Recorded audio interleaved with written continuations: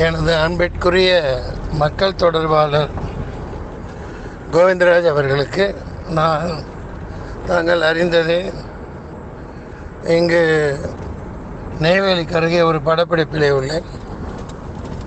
காலையிலிருந்து தொலைபேசியில் என்னை நூற்றுக்கணக்கான பேர்கள் தொடர்பு கொண்டார்கள்.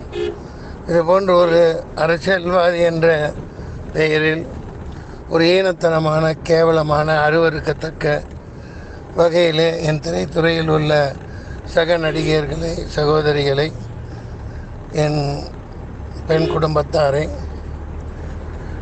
எனது துறையில் உள்ளவர்கள் யார் குறை கூறினாலும் அது எங்களையும் சாரும். ஆண் வர்க்கத்திற்கும் அதில் பங்குண்டு. நான் முன்பே பலமுறை சொல்லி இருக்கிறேன். அந்த அருவருக்கத்தக்க வகையில் பேசிய நபர் மிகவும் வருத்தப்பட வேண்டும். தவறு செய்திருக்கிறார். இந்த மாநிலத்திலே திரைத்துறையும் அரசியல்வாதிகளும் ஒருவரோடு ஒருவர் ஒரு சமத்துவம் படைத்த இந்த தமிழகத்தில் மிகவும் கீழ்த்தரமாக விமர்சனம் செய்திருப்பதை நான் கேள்விப்பட்டேன்.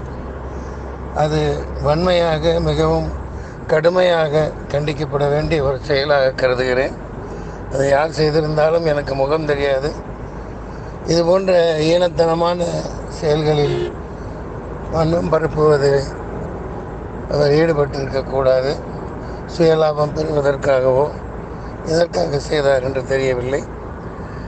ஒரு போக்கில் அப்படியெல்லாம் ஒரு சக திரை நடிகைகளை ஒரு கேவலமான முறையில் அப்படி பேசியிருப்பது எனக்கு மிகவும் மனதை நோகச் செய்கிறது.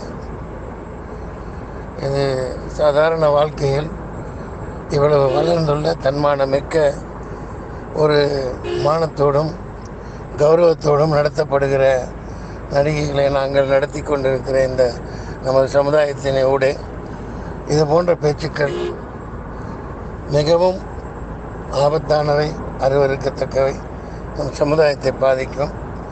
உரியவர்கள் நடவடிக்கை எடுக்குமாறு தாழ்மையுடன் கேட்டுக்கொள்கிறேன். நன்றி, வணக்கம்.